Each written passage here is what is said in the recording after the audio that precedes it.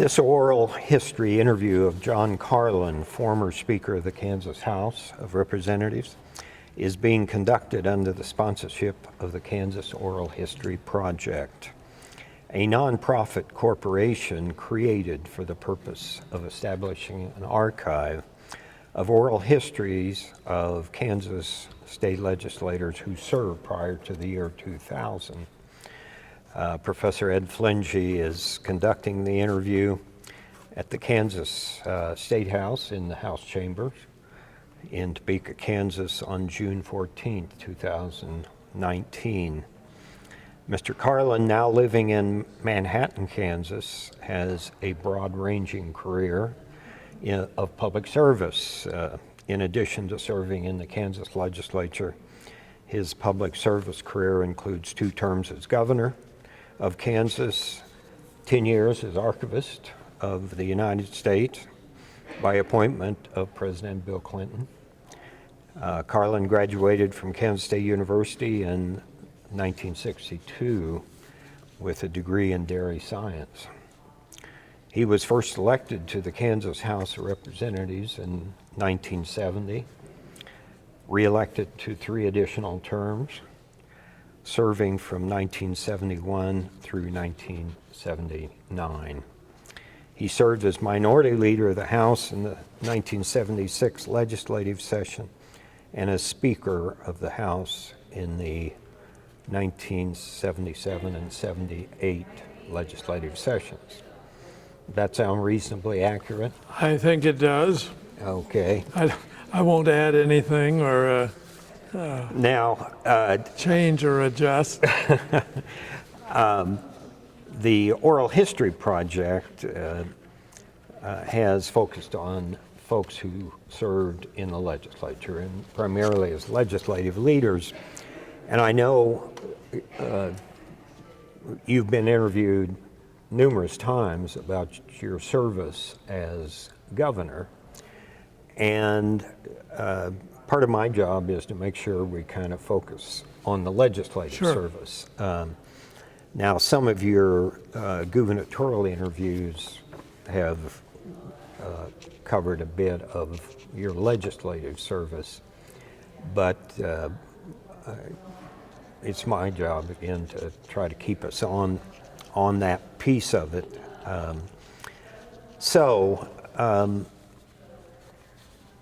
Why don't we start with what prompted you to, as a 28-year-old kid, decide you wanted to be in the legislature? Well, some accidents as best along you the remember. way. That's going back a few years. Some things I'll remember better than other things, probably. But anyway, I was always interested in politics, but it was not elective office. As a family, my folks were active. We talked about politics. I was a township Democratic rep, forget the exact terminology, but in the country there are townships, and every township had a Democrat and partisan organization. Partisan. Okay. Not a lot of responsibilities, but partisan. Organized the township, I That's assume. right. And I did have an experience along that line that you may want to bring up at some point. But anyway, it was very flukish. I never thought about it at all. And it was 1968, and it was September. And suddenly the Democratic candidate in the House district that I lived in moved.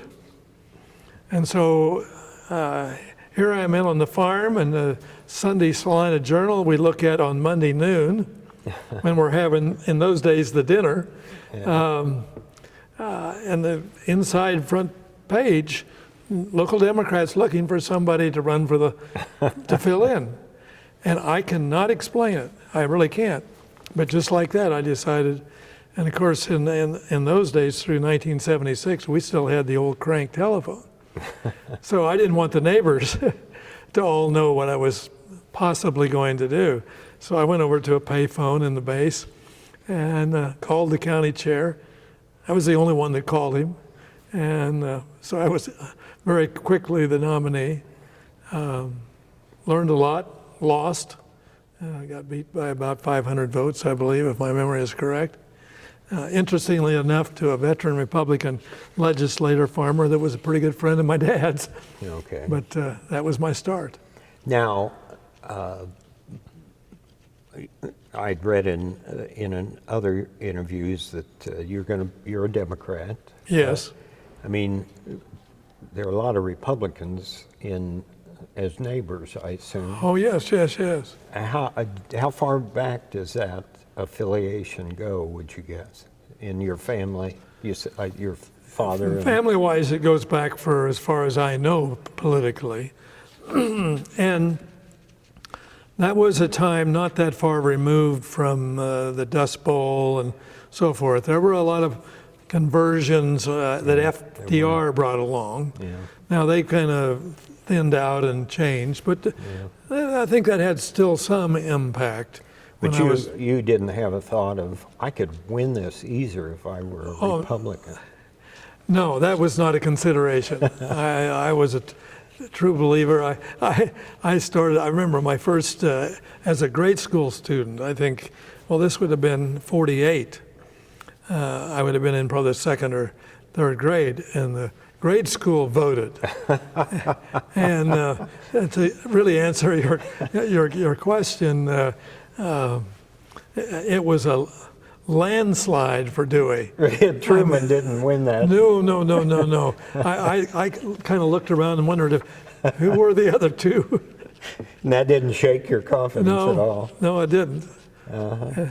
So, but I lost, and for quite a while it was going to be, I won't do that again. Were you the first to run for office in your family? Yes. So. Well, my dad was a school board member. Okay. Very different ball game, grade school and high school. Yeah. On a zoning board. He had put his name on a ballot, I assume. Yes, yes. So. I don't think they campaigned. To my best of my knowledge, you just put your name out there and somebody says, please do that. Yeah. I'm sure. You had some early experiences I'd read about that would have been formative.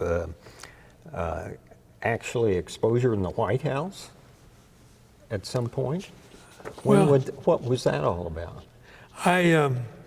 It was probably one of my many examples of sometimes you're just lucky. Yeah. 4-H in those days, maybe still does, has for competitive, a promotional talk for 16, 17-year-olds. And my mother was my speech coach, and we entered, and we were very proud of what we'd put together, and I felt like I did a decent job. And I got a white ribbon. If you know anything about 4-H, that's not good. Purple, blue, red, white.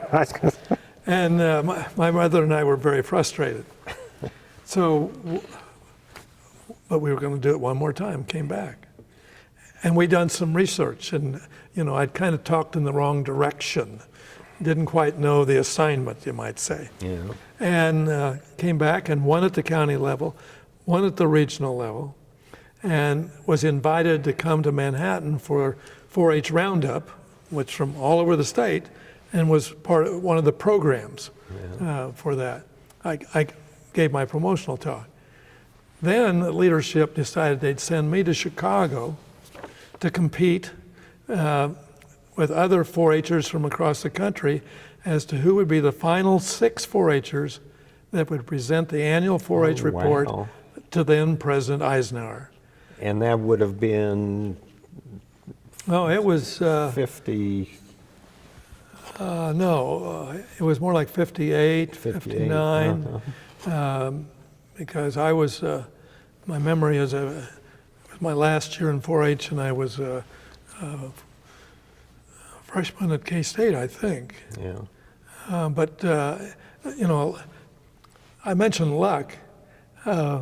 If I had got a blue ribbon or a purple that first time, I'm quite sure I would have said, I've done that and successful. Do something else. Huh? And but having Lawson came back, and then I know, let's be honest, being from Kansas and Eisenhower being president, and you're picking the top 6 4-H'ers. Yeah. I'm sure it was an advantage, and I got to be the one that actually presented a tree to be planted at Gettysburg too. So you were a speaker before you got in the legislature. Oh well, yes, yes. I mean, between judging and 4-H in general, I've done a lot of speaking. 4-H was formative for you. Very wasn't it? formative. One of the things, and I pass it along to my students, don't get in depth, but Robert's Rules of Order, I said, learn a little, because I know from my own experience, it was one of the things that elevated me a little bit because I could run a meeting that would look like it was organized and functional. But other lessons, of course, and merely numbers of opportunities to practice public speaking, and that's where I got started in judging dairy primarily, but then livestock. I lost my eligibility in dairy because my team, we'd win the first time, and you couldn't come back, and so consequently, both at the local and the college level, I switched to livestock. But most of the 4-H work would have been, you'd have been in school. I mean, Oh yes. Oh gosh, yes. high school or Yeah. even yes. elementary. Grade school, high school. Yeah. Yeah, I joined 4-H in 1948.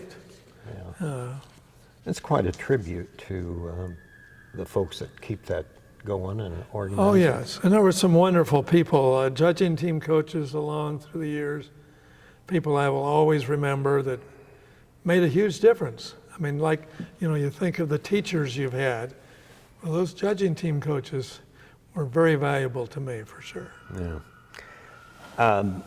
Well, you get elected in a Republican district. I think I read you campaigned with an identity as a dairy farmer. Yes, and it was, as I think back, how did I win? A very Republican district, a very urban district. I'd had the experience the time before, so maybe a little bit of name recognition. But I'm convinced going door to door, when I said I was a dairy farmer out at Smolin, back in 1970. Branding. Well, people at the At door that time. were like their parents milked cows or their grandparents did, and they associated that with somebody who would work hard. And I think that was, I ran against Gary Shear, Yeah. debate coach at Salina Central. Yeah. Great human being, bright, articulate. He had all the advantages. How did I, and it was back in the good old days, Ed, when there were, no negative campaigns. We didn't charge each other with anything. We had joint You appearances. didn't have to debate him either. No, really didn't have to debate him. There was nothing like that. And, but I think it was the fact that I milked cows. Well, you get elected. Do you remember the first time you walked in this chamber? Anything? Not really. Walking in today, I glanced back up because that side, far to the back row, and the benefit was it was easy to get to the men's room. And secondly, Dr. Steichen from Lenore was my seatmate, and he had a bag of medicine with him at all times. And if I'd cough or sneeze, he'd say, "John, here's something you ought to." So that was my big memory from my very first few days of experience here. And that was also my office. We didn't have offices. Yeah.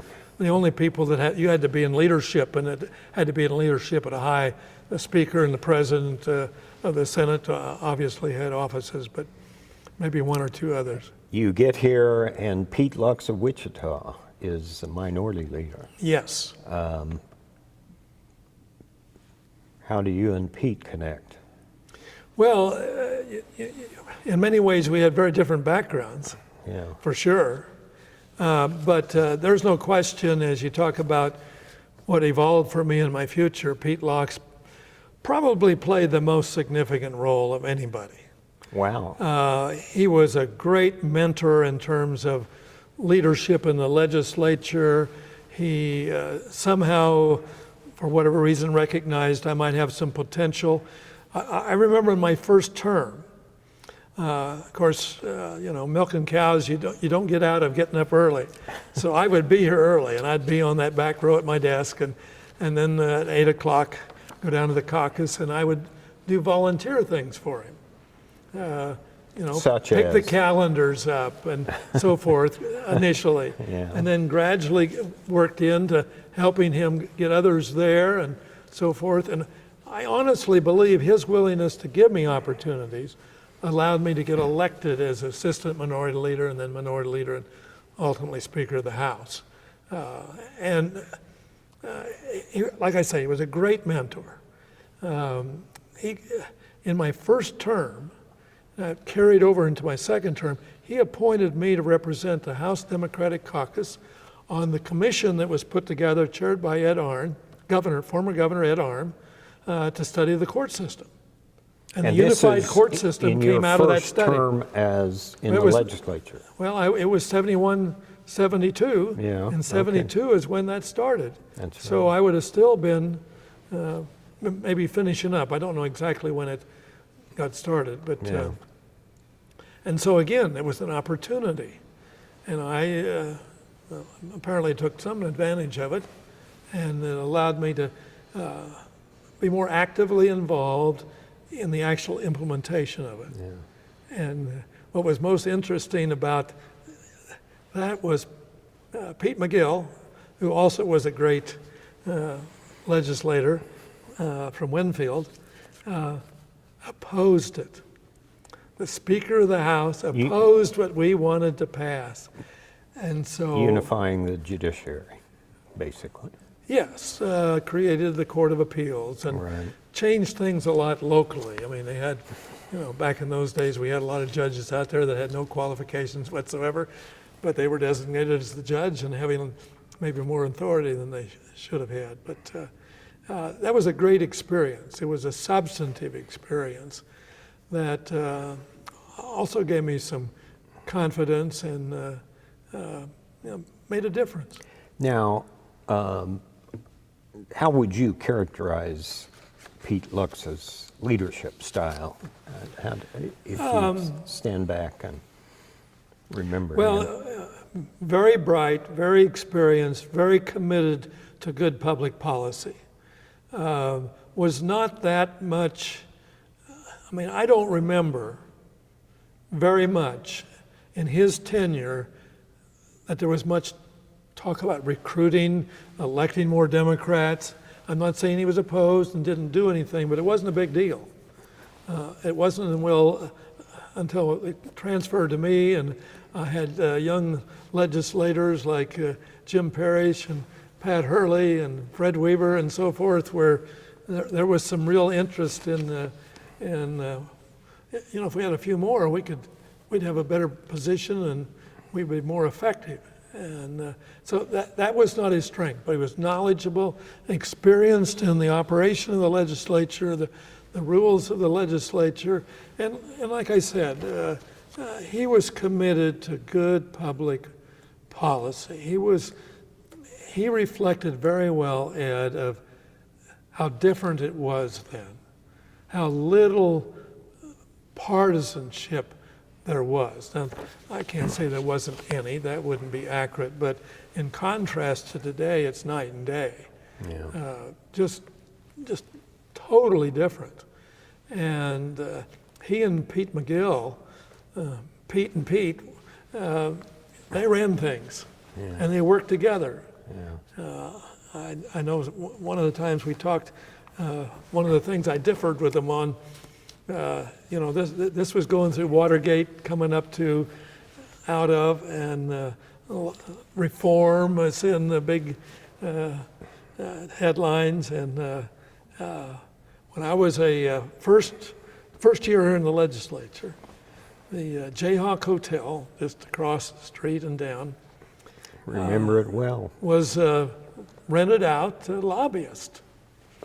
And they had rooms at night available, card playing and certainly some alcohol, never got my attraction or interest, but the dairy industry, they had, there was ice cream there every night and cheese and whatever, but they shut it all down. And initially I could understand, they felt like it was not good for the legislative image to have lobbyists have that connection every night. But what I think they missed was, it was my opportunity as a freshman legislator to go down to the Jayhawk and visit with legislators, House, Senate, Republican and Democrat, and get better acquainted. Yeah. Because it didn't stop. Legislators and lobbyists going to dinner. Yeah. They just now were off in a private club or a restaurant, and it probably also then focused only on the leaders of the legislature. They didn't tend to invite freshmen. And so it was a very different experience. And looking back, and I'm talking about after my whole experience in the legislature and thinking about Washington, D.C. and their problem now where they don't even get to know each other, and consequently some of our problem back there. That was what I was thinking looking back. But Pete Locks, and then as you know better than anybody, he didn't just appoint me to that commission or help me rise to the leadership, he retired. He took an appointment from Governor Bennett to be on the Corporation Commission. He and Bennett were allies in the legislative reform arena. Yes, they connected there, but they also connected on a substantive approach to what was going on. Yeah. You know, it didn't bother them. One was Republican, one was a Democrat. The strange idea of solving problems. A very strange one today, for sure. Well, your first term, you're a backbencher, you're on agriculture. Now I've got water and education. I'm not sure water is right. I don't have a memory of a water committee. Did you ask to be on education, or did you? And I can't remember for sure on that.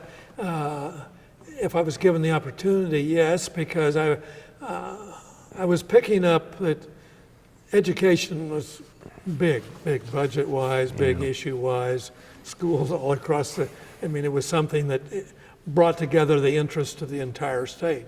Yeah. And so I would imagine that's why I would have shown interest, but it might have been just handed to me. The second term, you go on Ways and Means. Yes. Was that at your request, you recall, or? I don't recall specifically, but obviously it didn't take me too long in the legislature to know that Ways and Means made a lot of decisions that were incredibly important. And you were, and I don't know if this is elected or appointed, assistant minority leader. Right, yes. Was that elected in caucus, or is yes. that? Okay. Did you recall anything about that? Were you the? What I can recall is I always competed against Jim Holderman, a legislator from Wichita. Yeah. And a lot of times people ask, well, coming from Smolin, how did you rise through? I think it was two things. One, I had a lot of opportunities to develop my skills in speaking and making decisions and organizing things through 4-H and various opportunities at K-State. I think that helped me. Yeah. And the other thing was the urban areas couldn't get along. So it was difficult for somebody from Wichita. If they'd gotten together, there was no way I could win. But I was able to pick off a number because I'd had a little bit of time. My involvement in the caucus gave me some exposure. I was always up front with Pete Locks, not really actively participating, but it allowed me to be kind of signaled out. And I think that allowed me to have that great opportunity to obviously give me a chance to be governor of the state. I would have never done it from Now, when I think of a Democratic caucus at that time, I think of urban. And did you obviously bring a rural background, dairy farmer and all that. Did you ever have to tangle with peatlogs? We tangled one time for sure. I think it was in my second term, and out in western Kansas, Cesar Chavez was starting to rumble about coming in and organizing the immigrants that were brought up just for harvest time. And the farm groups got together, and there was no law, there was no way to regulate at all at the time. And so they put together a bill, but they did it with a lot of thought, my opinion, allowed them to be organized, showed them how to do it, and be somewhat regulated. But we had put in that legislation that they could not strike during harvest. And as a farmer, that was easy for me to go along with, because if you couldn't harvest, it wasn't like they were, you couldn't sell a car. That car would sit there and it would still be okay 2 months later if the disagreement got handled. And so we got the votes to pass it. Wait for the hail. Goes to the goes to the second floor, and Governor Docking vetoes it. Well, I can't remember exactly who it was from the Republican leadership, but they came to me and asked me to make the motion to override the veto. I mean, they knew I'd been supportive of the bill, but to ask a Democrat with a Democrat governor to go down here and make that Stand motion up. and defend the bill and defend the motion to override Governor Docking. And you had worked on it, I take it. Yes. So I wouldn't say it was a key person. Yeah. Wouldn't say that. But I'd worked enough. They knew I was involved. They knew I understood it. Yeah. But that was a tough situation for me. I gave it a lot of thought, but I can assure you Pete Locks thought I was, even thinking about it, was making a terrible mistake.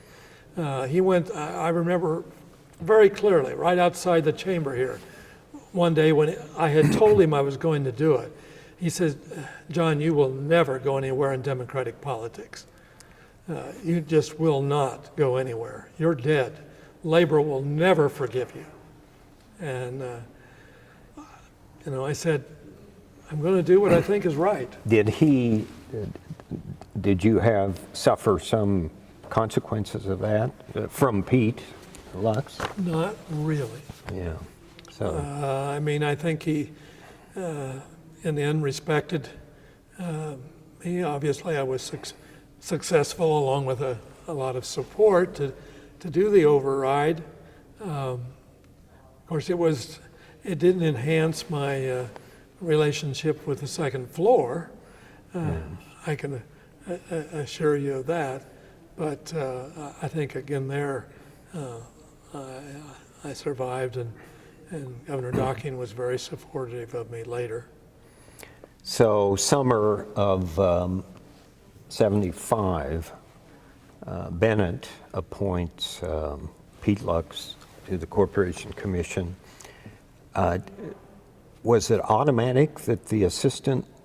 No. So Have another election. So a Democrat caucus and Jim Holderman was my okay, so my opponent. okay, so that would have occurred that summer, or would it have been December, or anyway? I don't remember. It might have waited till December. Yeah. Because there was, well, I don't know. Let's leave it that way. Yeah. But all of a sudden, you're elected. Right. And, right. And one thing, Ed, that I, by then, and there was talent when I came on board, but I look at the talent that came on board after I came on, and talk about Pat Hurley and Jim Parrish and Jim Slattery and Fred Weaver, I mean, and others, don't get me wrong, but right there right away. And then women, we had Ruth Wilkin from here in Topeka and Ruth Lozati from Wichita. And kind of connecting back to when you were talking about from a rural area, we elected Democrats from across the state in those days. In rural areas? In very, very rural western Kansas. There were a scattering of Democrats. It was the only reason. You can't get enough Democrats in just the urban areas. And it's also why today the caucus is much smaller on the Democratic side.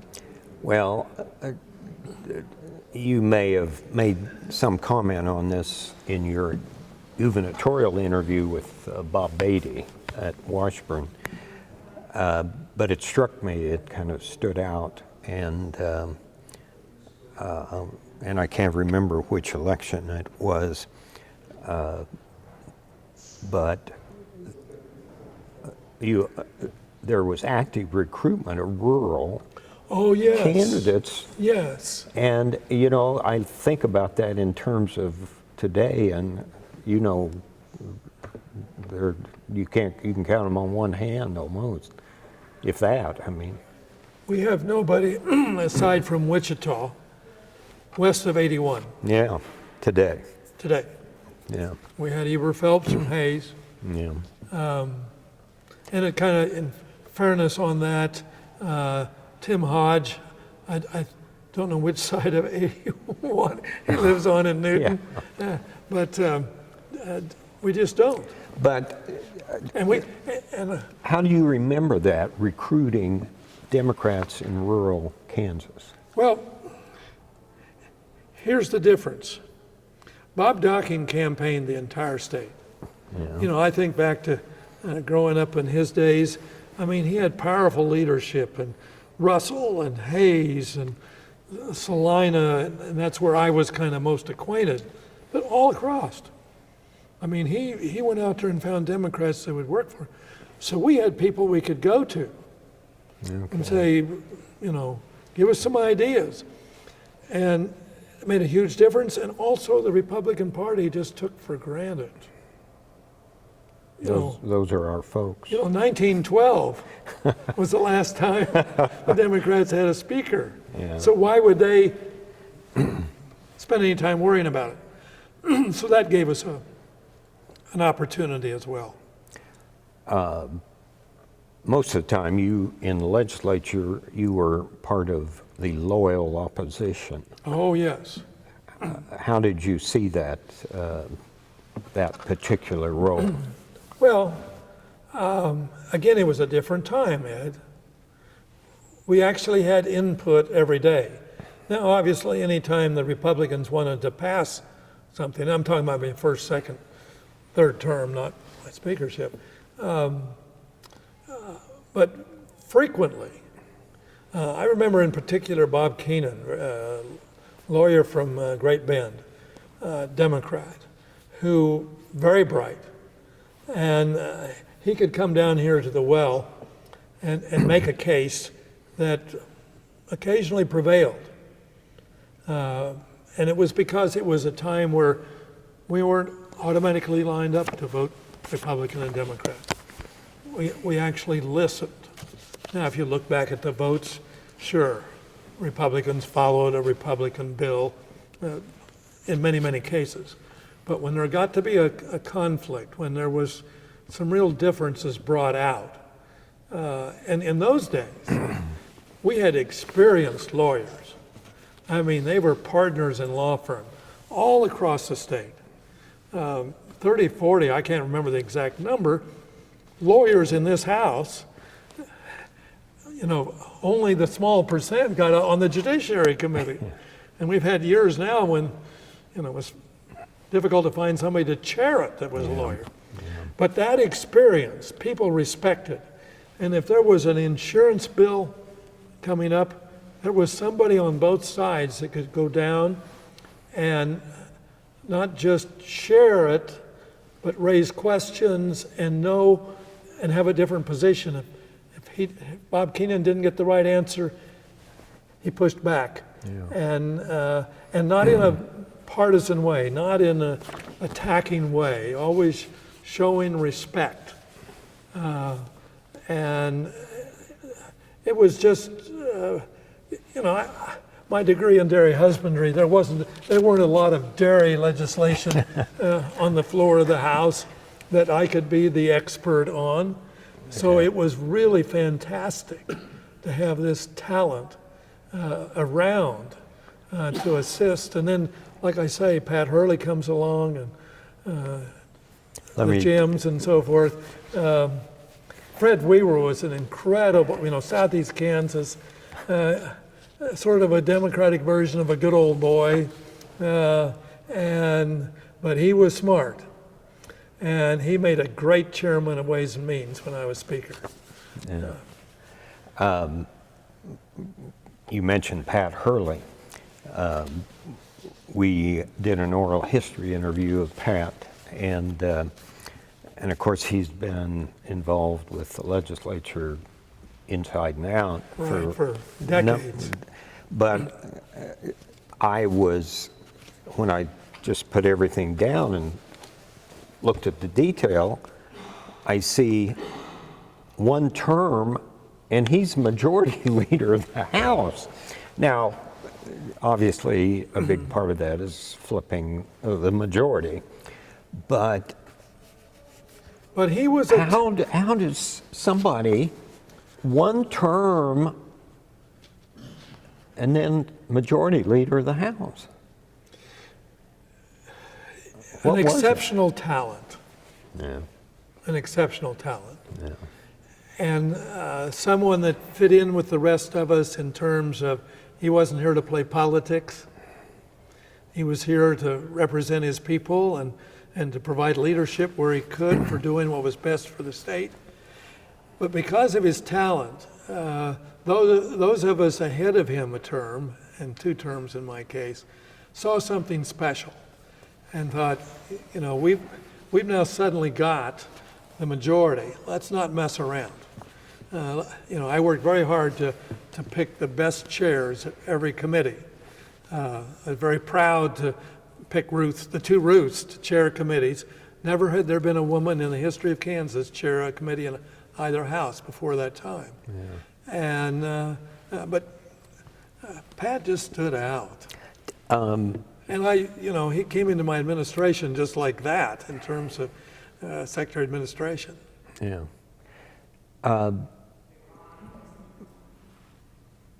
How did you make those judgments about committee assignments and committee chairs particularly?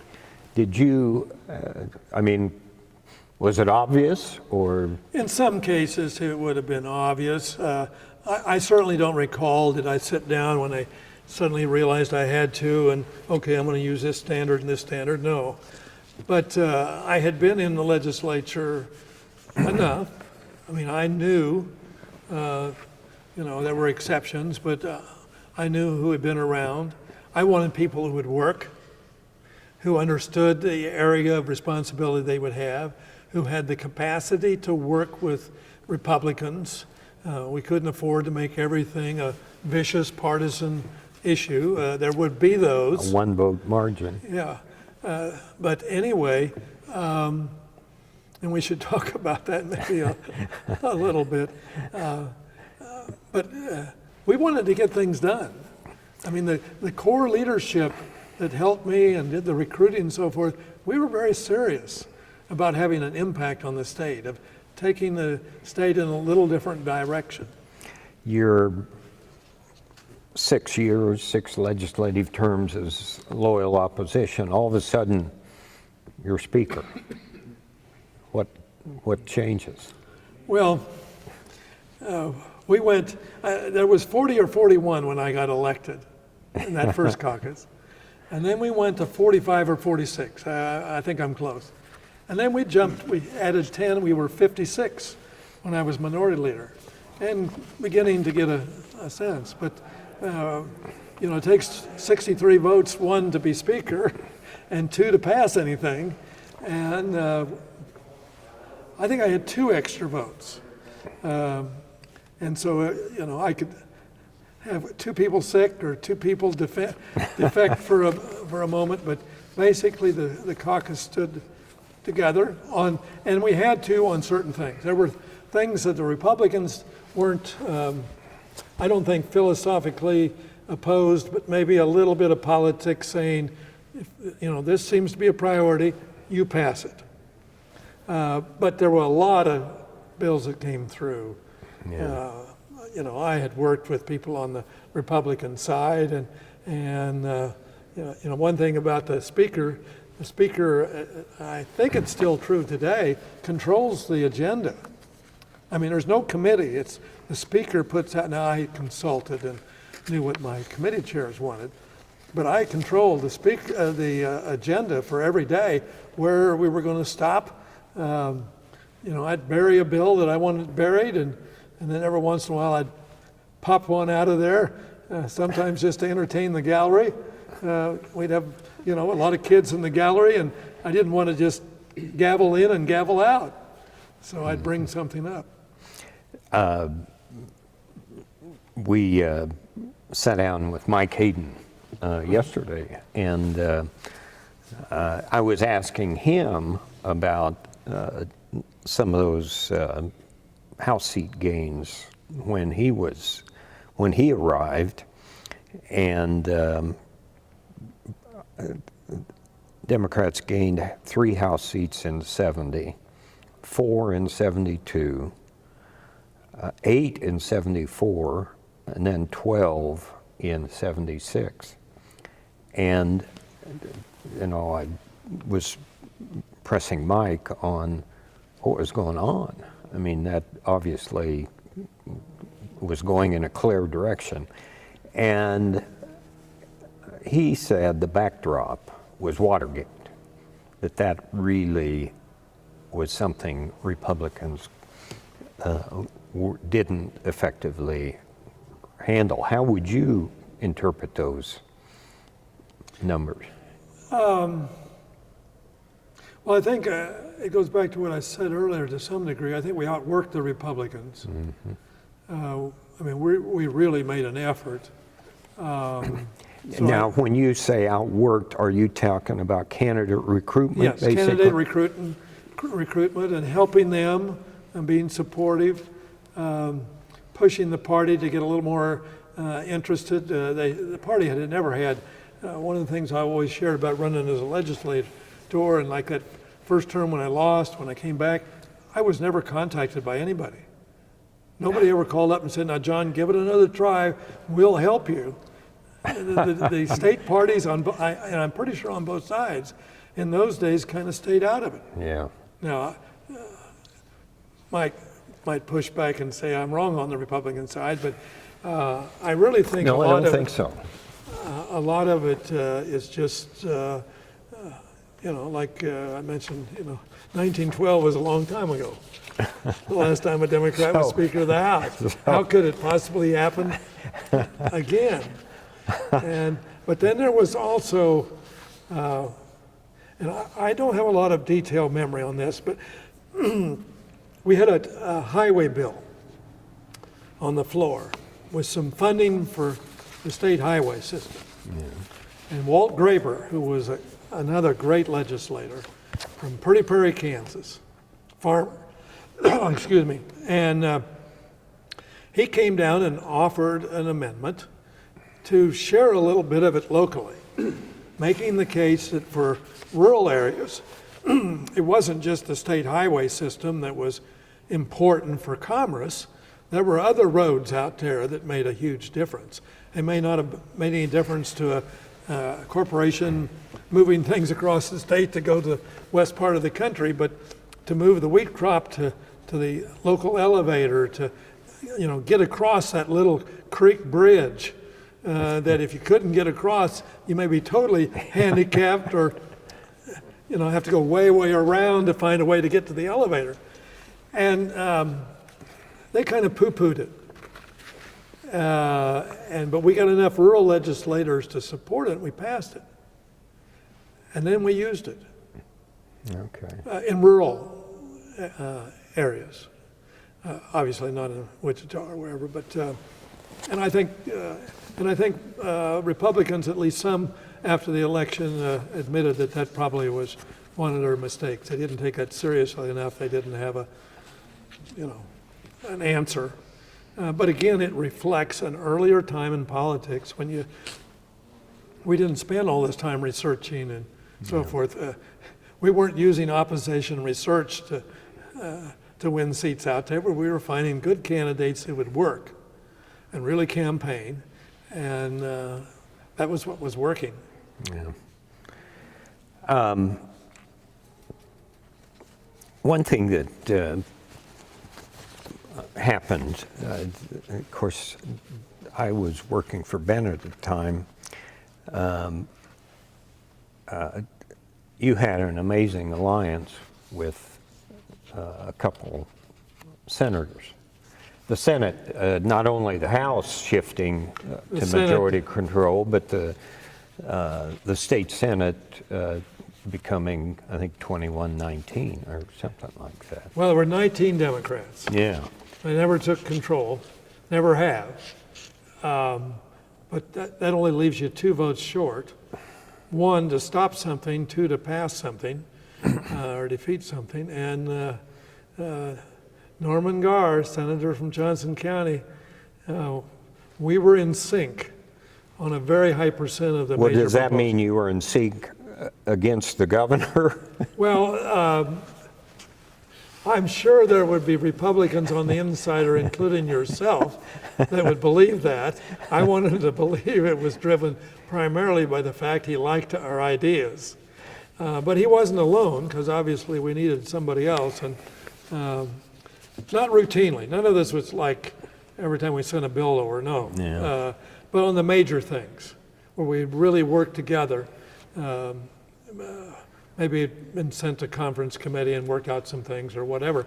Ed Riley from Leavenworth was one who could be persuaded, but based on the substance and the difference it would make for the people he represented. Paul Hess maybe a little bit once in a while, but that was about it. Yeah. And so, Jack Steinerger was a minority leader, and on anything really important, he could line up the 19 Democrats. One thing that I was researching, I think you'd chuckle at this, when I was putting together the Kansas book 10 years ago, and I was looking at taxing policy, income taxes. And I saw in 78 session, the income tax rate went up to 9%. Mm-hmm. And I didn't remember that. I was here. I was here too, but I don't remember. You shared that with me the other day. This was one of the Garr Alliance things. Oh, okay. And I'm calling Jim Mag and saying, how did that? He's, that didn't happen. I mean, it was kind of like this bump in the income, a high bracket of the income tax. I don't remember 9. I mean, it was 9. Okay. And I trust you. I think Bennett let it become law without his signature, and of course it put him in a real pickle. And of course I never knew Garr that well, but that was those were his people too. Of course. One thing, and I'm not trying to distract from this at all, but Bennett and Garr were exceptionally talented. Yeah. I mean, exceptionally. Yeah. And both committed. They had differences, and when those differences came out, they really clashed. Yeah. I don't remember Garr just trying to embarrass the governor or disagreeing just because he was down there and we don't get along or what. They didn't get along very well. Right. I think we can agree on that. But I think it was just they saw things from a little bit from 2 different perspectives. Yeah. And they didn't mind going at each other, Yeah. and they frequently did. And neither one was going to back down. Oh, for sure. Yeah, absolutely, for sure. I always also remember, and you can confirm or tell me I'm wrong on this, Governor Bennett would threaten a veto fairly not, but quite a bit, and back down on a lot of it. And so it got a little to the point where we didn't take his threat that seriously. We were energized and felt like we could get the votes to override, and I think he eventually started to know that we probably could with the alliance with the Senate. Well, let's move on to some other policy areas. Prisons. And Bennett was promoting a new medium security prison. And you really tangled on that, as I recall. And how do you remember that? I don't have a lot of memories. Help me out. Was that the Ellsworth facility that got built in Oh, that? no. I didn't think so. Well, But I'm that was the only facility I could pull up. Let me ask you this, did we stop it? oh yeah. Okay. Yeah. So there's no, Well, and it got complicated. I'm sure Riley was involved. The issue of he was going to put it someplace else, if my memory is right. Well, they had, as I remember, Somewhere besides Leavenworth. 21 votes in the Senate for a prison, but not a prison at a particular location. And No surprise. and but as I recall, and I think Pat Hurley was involved, community corrections developed as an issue and an alternative at that time. And so I just wondered if you had any memory of being engaged in that. Not really. I can, on the topic in general, following out some of that discussion and what you mentioned about Pat Hurley and community corrections, I brought Pat McManus in from Minnesota, I believe, who had a lot of modern ideas on how to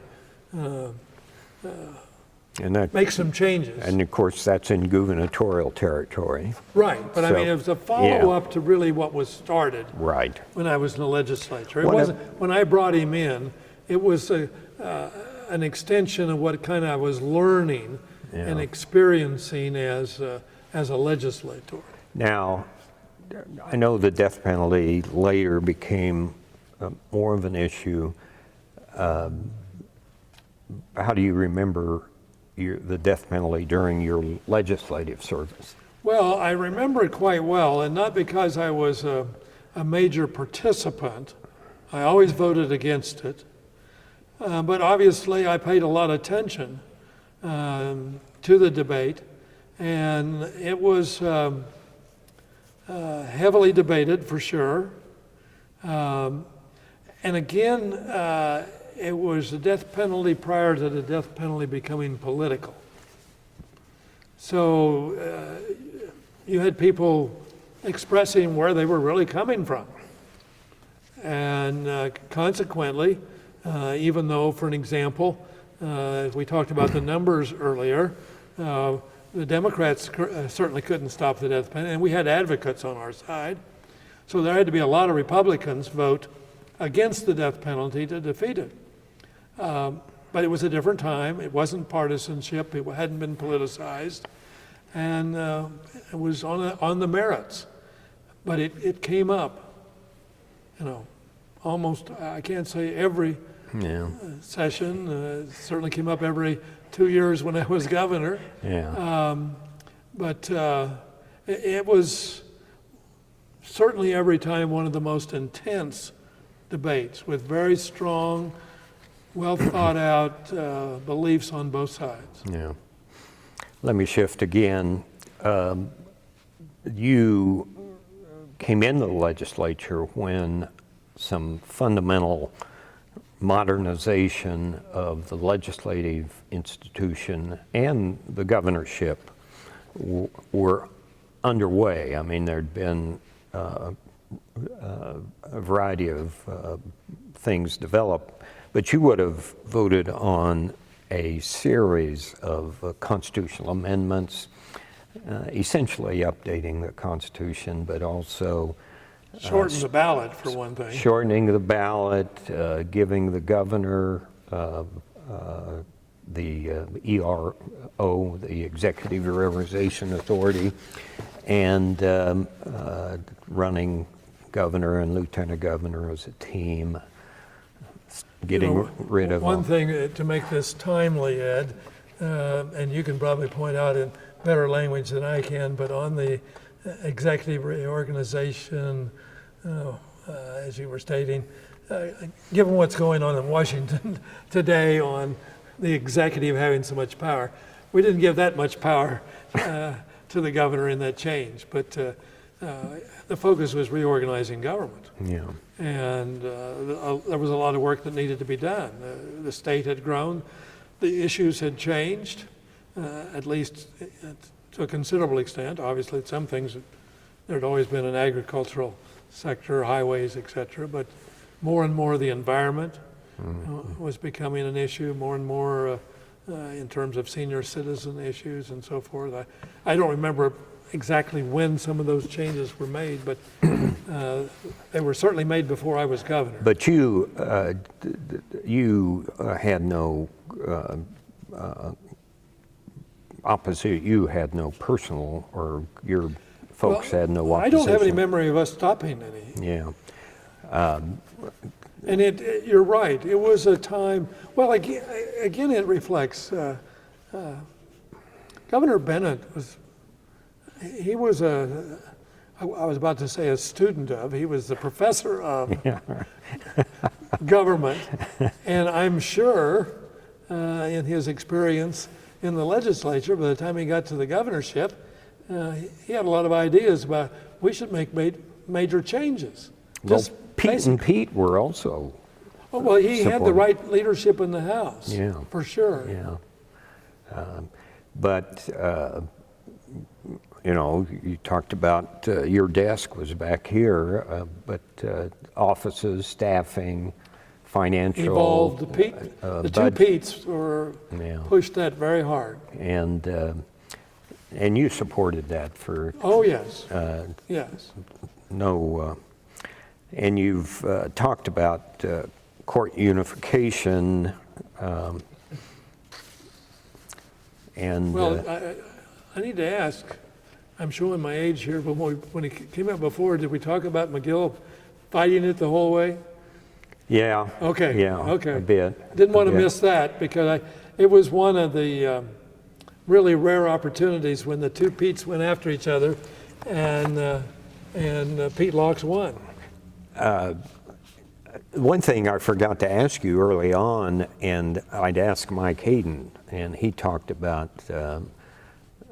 some of his local folks, county officials, were in opposition to the state takeover of the welfare. And one of his trips to the podium, one of his first trips was on that subject. I don't know that you'd remember any of that. No, I don't, but it very understandable. It apparently became quite a legend. Do you remember your first trip down to the podium? I definitely do. I definitely do. It was in my first term, and I think my first year. Can't guarantee that. Senator Strahan from Salina, prior to my time in the legislature, although he was still there when I got here, the air base out at Salina got shut down after the Korean War had wound down. And suddenly we got a lot of facilities there. The community is very interested in something happening. And whether it was Senator Strahan's idea or somebody else, it certainly in some ways became the Strahan Institute. And you're not on Ways and Means No, yet. no. I'm not on Ways and Means at all. I think it was my first year, very first year. Anyway, that institution got established, but was shaky, to say the least, in terms of enrollment and so forth. Well, I had gone home on a Friday. It was later in the session. It wasn't in the end, but it was getting close. And I was not on, anything that would have kept me around. So we probably adjourned at noon, and I was on the way back to Smolin and checked to see how the cows were doing and that sort of thing. So I'm milking on Saturday morning with KSAL radio on, and they come on with a news story about the House Ways and Means Committee has voted to shut down our Kansas Technical Institute. And I thought, oh my gosh, what are we going to do? That's in my district, huh? It's in literally located in my district, and the lead on it was Representative Harper from Wichita. Really a sharp. Jerry Harper. Jerry Harper, very sharp man, very sharp, but young and making a move to establish himself as, I understand these issues and I can take charge and I can lead. So it's coming to the floor. It's in one of the last appropriations bills for the session, and my colleagues, the Saline County overlapping in Ellsworth County set of legislators, Bob Stark, and I'm blank on Ellsworth, I apologize, no disrespect, and a Democrat, Jelinek.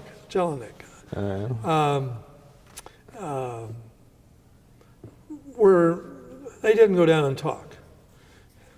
They made it very clear to me that they wanted us to override, but I was going to have to do it. A professional presenter, a skilled presenter. But I'd never been down before, and I'd had no intentions of being down. I'd been told by a lot of people, when you're a beginner, you stay on that back row and mind your own business. Learn, but don't go down there and try to tell somebody that's been there a long time that you know something better. So I came up with it myself, but I don't know what it was that triggered it. But I got the idea. I had to come up with something unique. I mean, I couldn't go down and argue. I mean, they had the votes. And you weren't going to turn the Appropriations Committee down on something that would save a little money that could be planted somewhere else. So I came up with the idea that I would use the two football coaches at KU and K-State and the chancellor and the president. And what I said was, let's just stop and think for a moment. You've been harping about the enrollment out there for a number of years. Now we've got to close the place down. This wasn't anything totally new. This is further and never been done before, but just stop and think if the chancellor and the president got together and, talked about football, and neither one was having that much success at the time, and maybe we should just close it down. Maybe the university would be better off without football. I said, what do you think would happen to recruiting football players to come and play football for KU and K-State? And I did it seriously. I mean, I wasn't trying to make a joke. I was trying to make a point. You've never given this school a chance. And again, a reflection of the time. People actually listened. I wasn't penalized because I was a Democrat and a newcomer. They actually, listened. And I got the votes to override the Ways and Means Chairman and the Ways and Means Committee. Wow. And save the school. And of course, it exists now as K-State Polytechnic. Wow. That's a great story. Well, it was a great experience. And probably connecting with our earlier discussion, it was probably an opportunity to start getting a little bit of attention from the Democratic caucus. The mere fact I could go down and have that success as a first-year legislator. Now, when you would prepare to do that or get ready to do that, would you test that with the caucus first, or would you? No, I just did You it. just did it. You I- press the button just- and I want to speak. Well, I can't remember. I didn't have a lot of time. I mean, it was the latter part of the next week, my memory is. And, it was back when there wasn't a lot of staff there. I mean, it wasn't like there was a brainstorm thinking team back there that caught me as I came off that Monday morning or whatever when I got here from milking the cows in the morning. You and dreamed said, that, dreamed you got that a out problem. milking the You're going to have trouble cows." getting reelected if we don't work out a strategy. That didn't exist. I was by myself on that little desk back there in the corner, and but again, it only happened. I mean, I feel in reflection, I came up with a good argument, but it wouldn't have worked today. Yeah. It wouldn't have worked if the Republican-led Ways and Means Committee, if the chairman, unless for some reason it wasn't that important, no big deal, might have. But things have changed so much, Ed, that it's a whole different world. What, again, you had an active governorship, but looking at that earlier time, are there other issues that stand out that think ought to be mentioned? I touched on a few. Well, my memory, and you tell me if I'm wrong, but I think due process was an issue, and the due process bill was passed when I was a legislator, I believe. And the reason I believe that is that Peg Britton, her husband I appointed to the to be bank commissioner, she had been on the school board and was a very school board oriented person, and they fought due process. Due process for school teachers. For school teachers. And because I had been involved, and that's why I think of it, I don't think I would have been intensely involved as governor. I would have signed it, but they had, shortly after we passed it, she had a incident, it was Hoisington, I believe. Hoisington or Ellenwood. Teacher had been fired. Law was in effect, appealed. In the law, the teachers got to appoint somebody. School board got to appoint somebody. And the two of them had to get together on the third member. And Peg Britton was very candid with me, and hopefully she'll hear this. She's still out there writing her blog in Salina. But she said, John, this is because you pushed so hard to get this. I'm going to make you suffer going through this, basically. Now, in a respectful way. She was a good friend, but she didn't like the fact that it was the law. Mm-hmm. And that was a great experience. I actually learned a lot. It made sense to me to sell it, but what I learned in that hearing that went on about 3 different nights, 1, 2 o'clock in the morning, I mean, just on and on, it seemed like, was the administration had done a poor job. They had not communicated with the school teacher at all. They had concerns. Yeah. They just fired her. And it was after the 2-3 year period when they couldn't do that. Yeah. They could have done it if she'd been new in just her first 2 or 3 years. Yeah. But there was no counseling, no training, no opportunity to help her make corrections that they felt should be made. They just fired her. And I have, any opportunity I have, and literally since then, one of the things I share with school boards in parallel situations is you have a responsibility to do an appropriate set of steps as administrators, as being on the other side, then just, we don't want that person out the door, she goes. I mean, you're going to win most of those if you've been responsible. The fact that teachers win quite a few, excuse me, I think it's, either the superintendent's fault or the school board, I don't know. You never know in those situations. It could have been a school board member whose kid was not treated well in a class. That's not routine, but it does happen. But the thing that bothered me at the time, and unfortunately it hasn't gone away, Governor Brownback introduced and got the Republican legislature to repeal it on the basis it was tenure. Well, it was not tenure. You could fire the person for whatever cause in that first 2-3 year period. And I apologize, I can't remember exactly whether there was a 2-year break or a 3-year.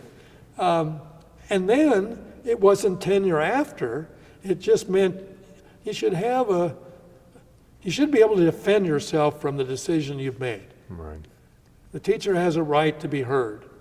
And we'd set that structure up where the board member and the teacher rep had to pick that chair. So, how could you get more balanced?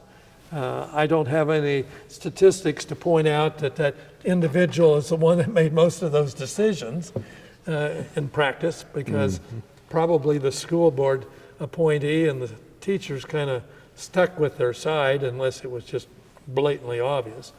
But it was one of those rare experiences where I was there involved in its passage, and then I was a part of it being implemented. And fortunately, at least I feel good that I could look back and think what we did was right. Yeah. And I hope at some point it's put back in place. When you look at school teachers today and the fact they don't get paid as well as they should, when you look at we compete with other states, there is not a surplus of good teachers. There's just not. And we start developing a reputation, and I'm not suggesting we have, because one, it hasn't been that long since we had it repealed, and a lot of the school boards put it in their contract, and so, but it's kind of one of those issues where it could have a real negative pushback if we keep it and we have too many districts that stick with it, and we get a reputation. I mean, it's like some of the other things that have passed, some of the gun legislation that's hurt us in terms of people from other states, whether it's people coming into work or people coming to school or whatever. Some of our going too far has had very negative ramifications. Anything else stand out that you? I mean, I'm not searching for anything in particular. Just as you reflect, let me ask a specific that you would have had to deal with later as governor, but you would have voted on.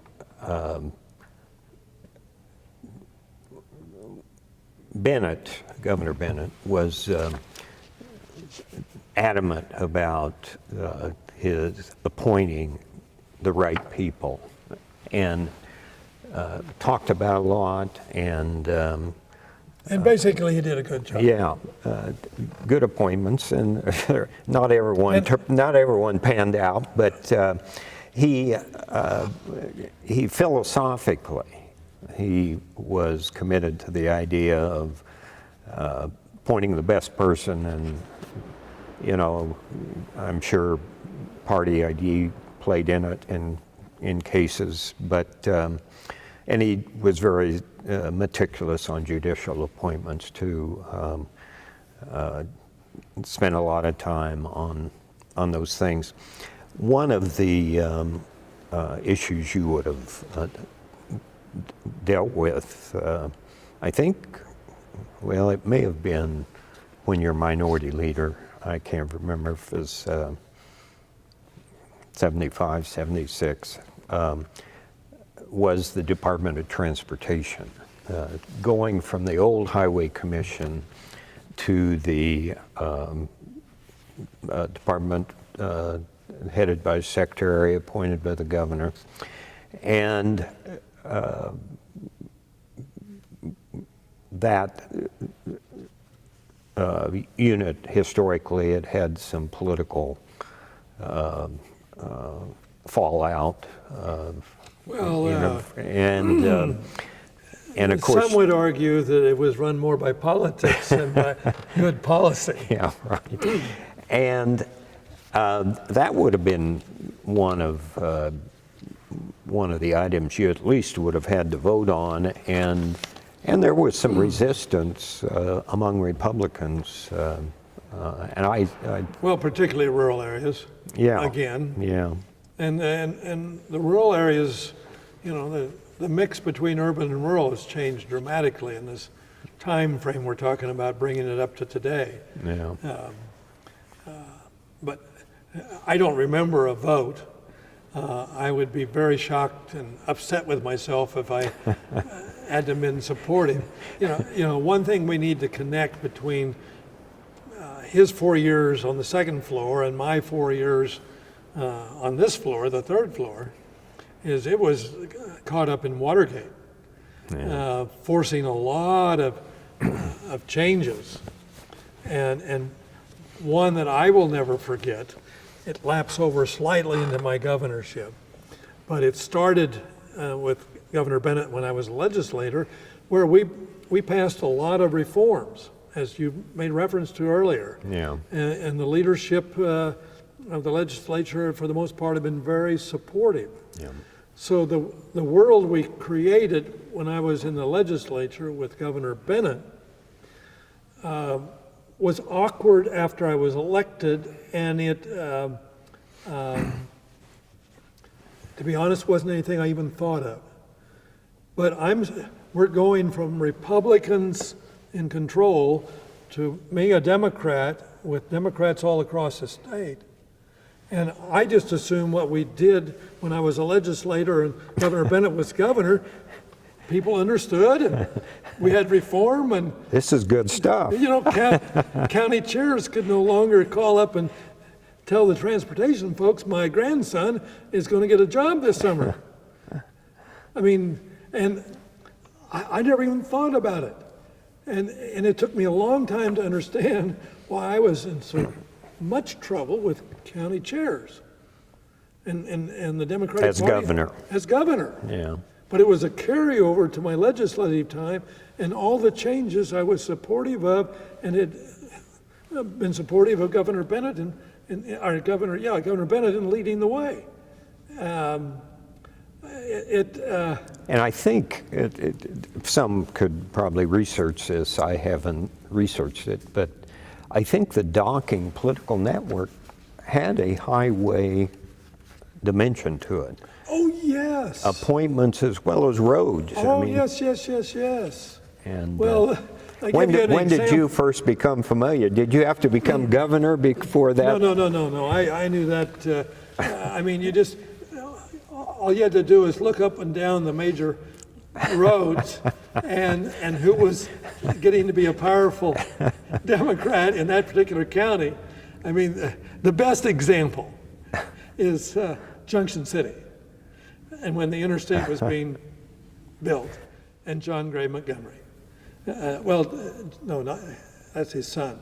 It was John Montgomery, but anyway, he was powerful. I think he chaired the highway council or He commission might have. at one Surprised time. me.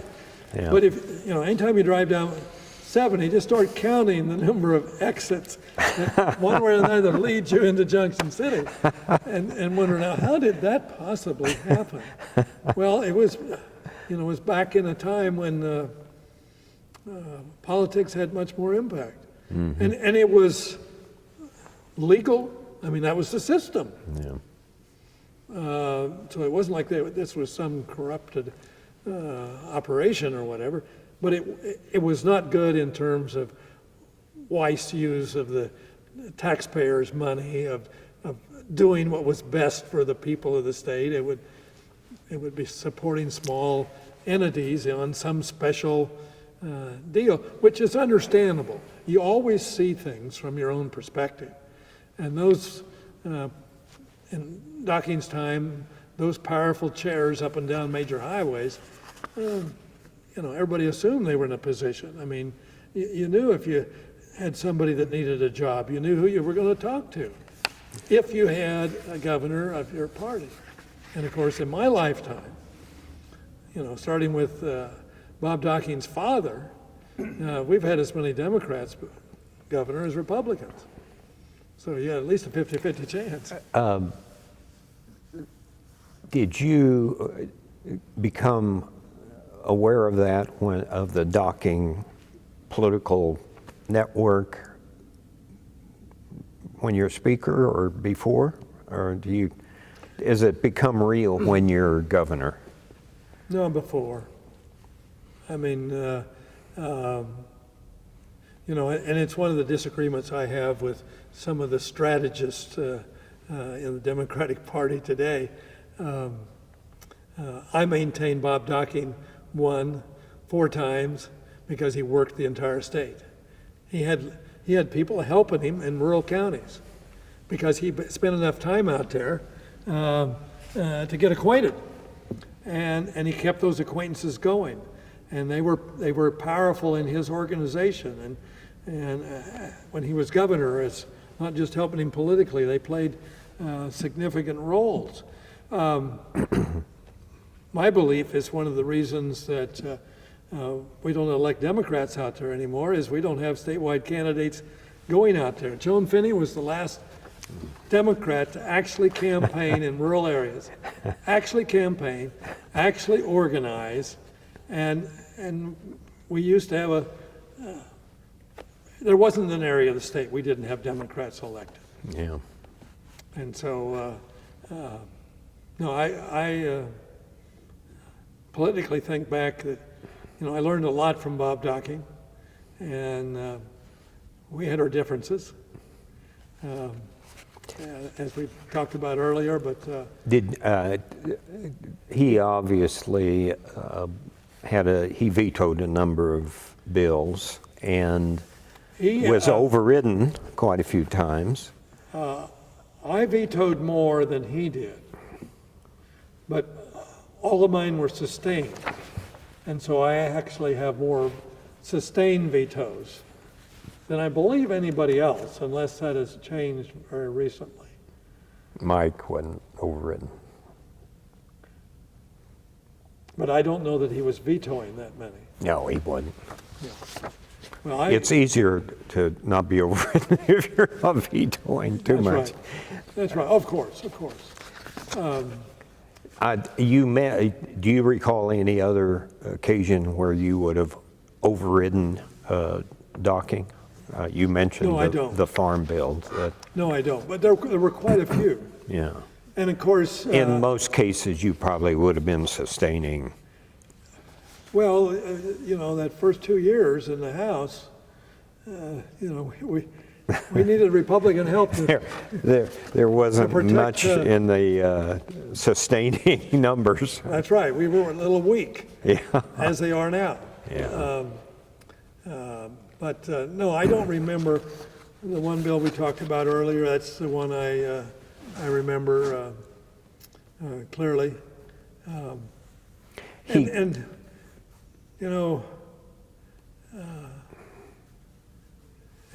Norb Dreiling advising him, who was as smart a politician as I've ever dealt with, for sure. Now, did you get to know him while you're in the legislature?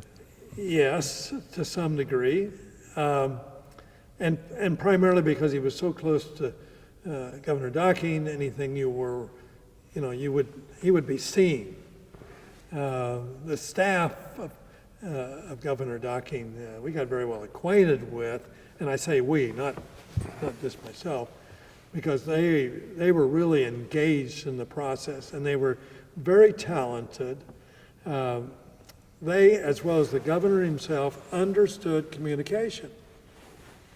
I mean, he had his one spiel, and he never forgot it.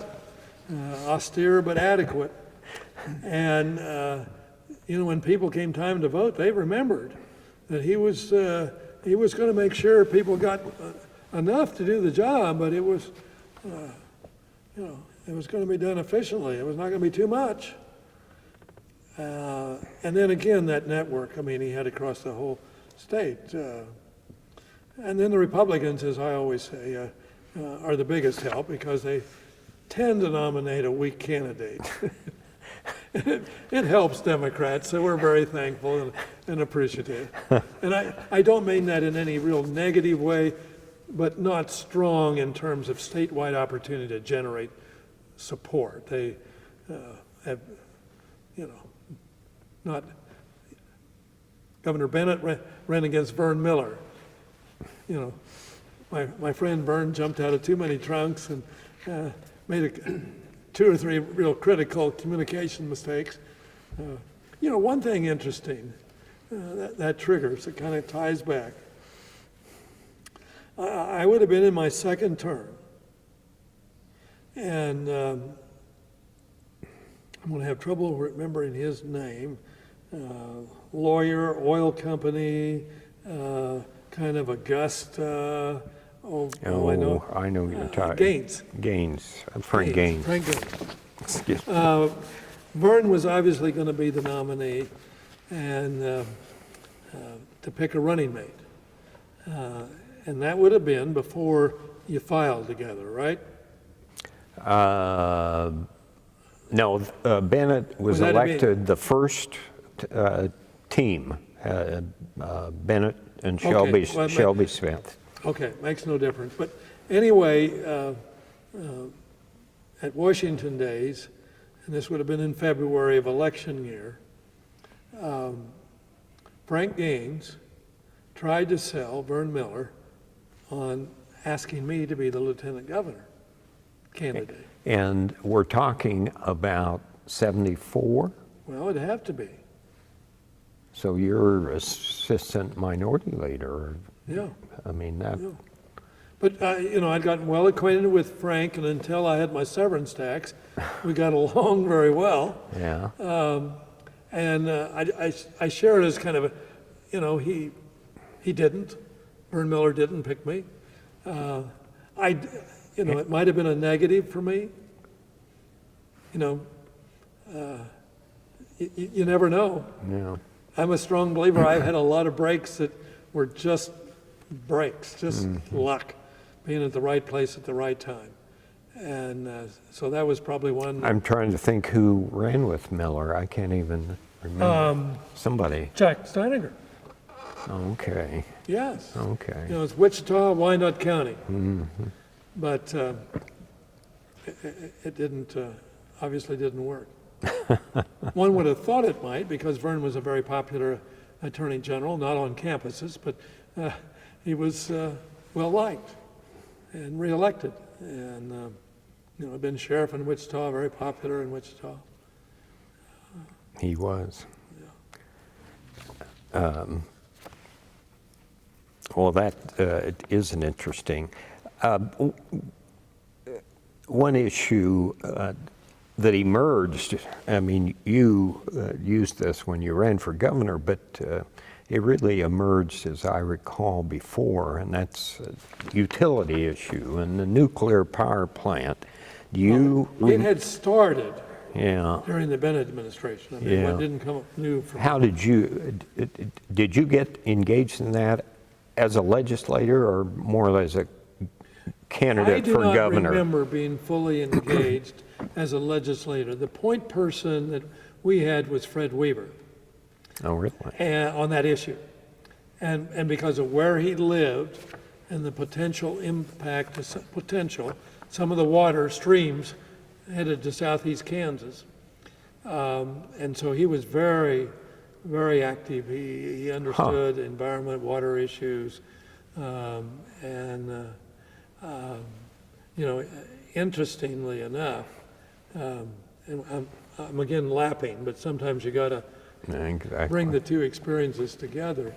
I as governor, said I would work out a settlement to not finish.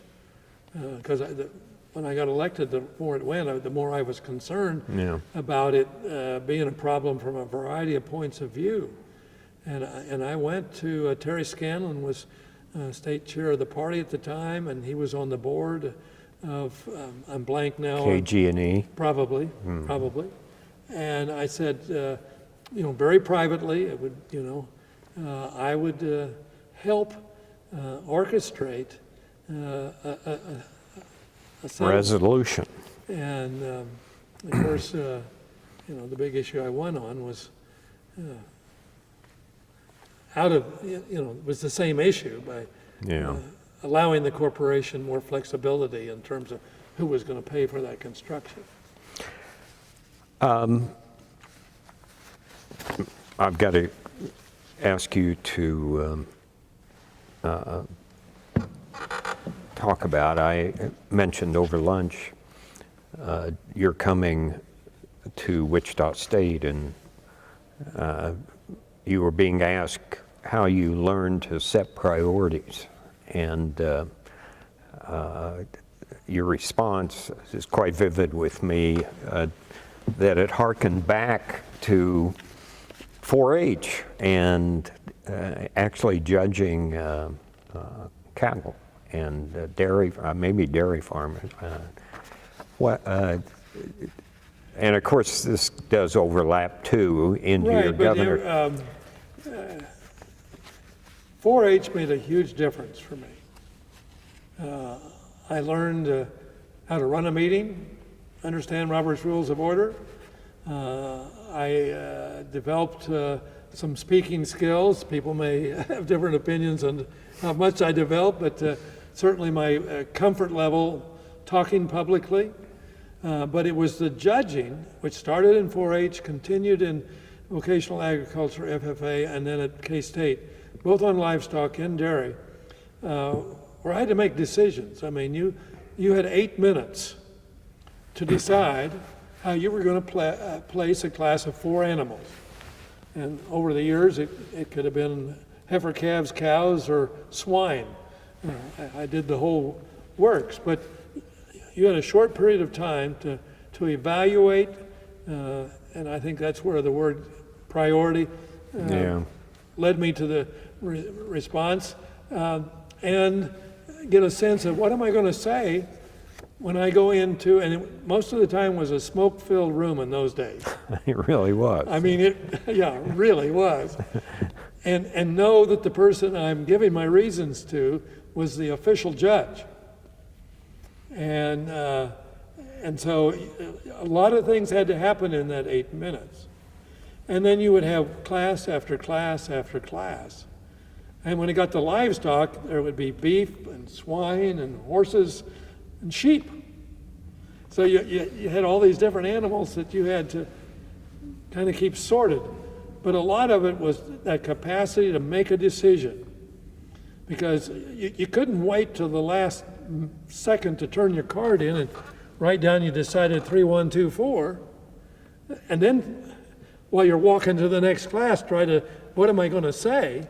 You needed to look at those animals and make a decision and start formatting the case you're going to make. And one of the other things I always shared was the other thing I learned there that had application across the board, and it was standard teaching to me. It wasn't my idea, but you always granted. If you went in and said, I place 1 over 3, you granted that 3 was better in some respect. And you'd offer that up first. You might kind of protecting yourself. So if the official judge put 3 first, you were showing respect for that person. And then you come back and say, but, here's why I put 1 over 3. And I've carried that lesson forward in terms of when I'm teaching in particular, although I hope I practiced that as an individual. The importance of showing respect for people, respect for your teacher, for the administration, for a public official, even if you totally disagree. Show them respect, because you got a much better chance to be effective. And you know, so the tone and everything, when you went in there to give that set of reasons, it couldn't come across as, now if you disagree with me, you just don't know what the hell you're doing.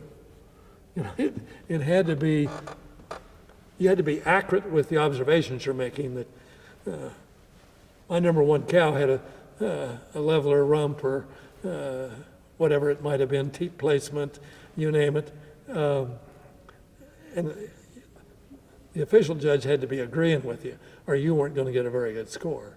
Yeah. And one of my strengths was always oral reasons. I won a lot of trophies on oral reasons, but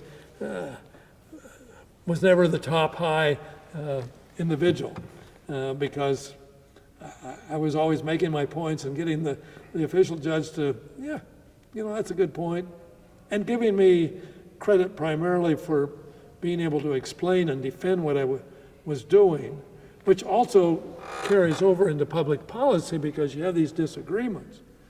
And a lot of times, to have results, you got to accept the fact that the other party or the whatever, they got some good points. Now, you still come back to thinking that you've got it right, but you're willing to admit.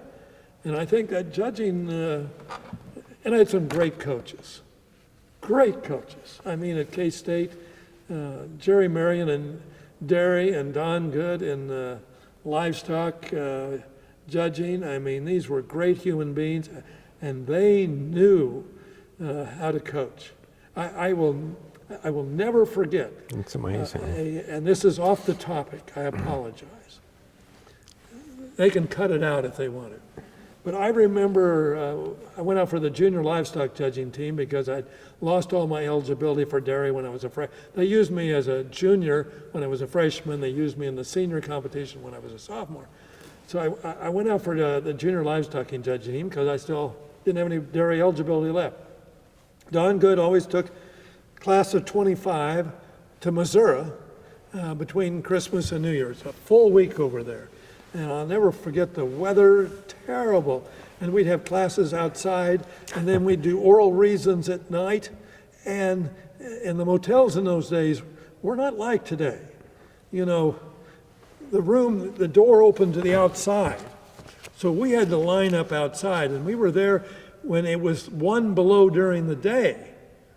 And I had a terrible week. I was 25th out of 25. And Don Good still picked me to go to Denver. And it was obviously on my earlier experience where I had judged nationally, and he gave me a chance. And I was high in oral reasons and was third high. And it was the only really good day I ever had on livestock. The only one in 4-H, FFA, collegiate. But I had great coaches. 4-H. I mean, really good. Well, you're making a case for livestock judging as a preparation for political leadership. Well, I don't laugh at that. Now, it's not realistic, but I've said on frequent occasions we need some activity that parallels it. But most of the parallels are written reasons, for an example, which doesn't encompass all the pluses of having livestock dairy judging. No, I agree. And I can guarantee you every one of those judges coaches had experience, and they were effective leaders in all of their areas. They could articulate their message, they could focus, they could prioritize, they could set an agenda and communicate it well. The skills of communication are not emphasized enough. A lot of great ideas never make it because it's never communicated well. Yeah. And then there's some not so good ideas that get communicated real well, and we would just assume they hadn't have been. But a lot of great experiences growing up, and then the opportunity to apply them in the legislature and learn from other legislators. You know, I think of Clyde Hill, lawyer, and you're going to have to help me, south of Topeka. What little community? It wasn't little, like Smolin. Yeah. But it makes no difference. Yeah. He was chair of Ways and Means when I was in my second term, and a true gentleman, a lawyer, very dignified, dressed to the T every day, but he was fair, and I learned a lot from him, without a doubt. I learned a lot from Don Crumbaker. Would he have been chair of Ways and Means when you were on Ways and Means? Yes. Okay. Yes, because I got a second term. Yeah, Yeah. that's when I got acquainted with him, really. Okay. Yes, I was on Ways and Means. Don Crumbaker on education. Far western Kansas, Brewster, if I remember. Great human being, dedicated to education, obviously had understood the rural areas, but I don't recall ever where he let it be a rural-urban fight.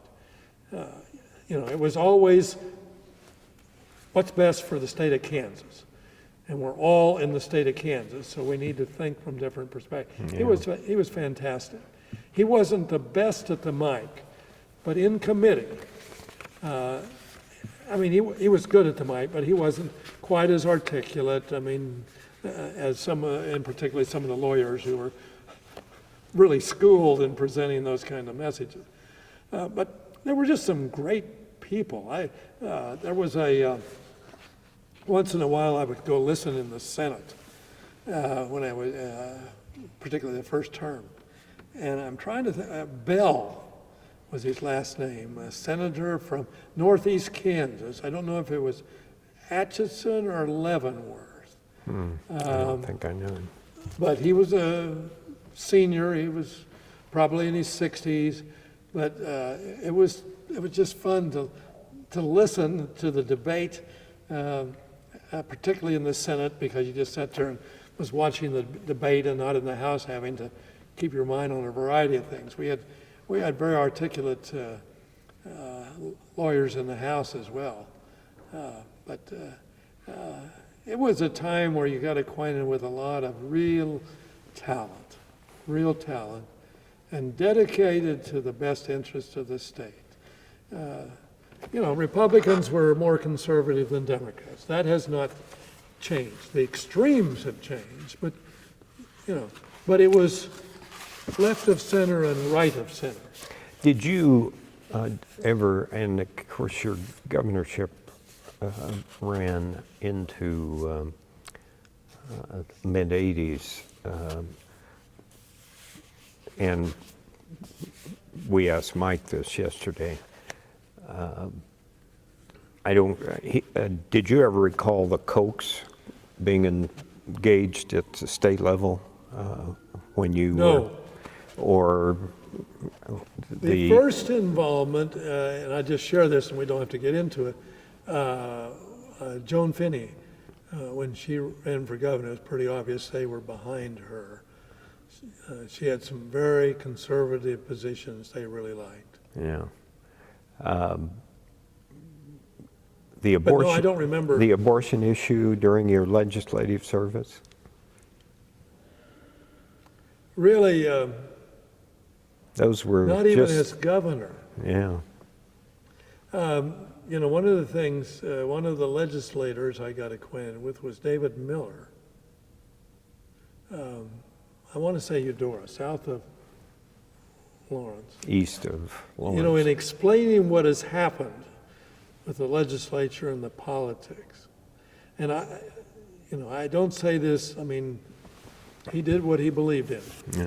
But he started, in my observation now, a good Republican that was heavily involved might see it very differently. But I think he was the first one to decide that his far-right positions were never going to make it without a different strategy. And that's when he started organizing the far right at the local level. And he and those who helped him were patient. And they slowly started to take over county after county.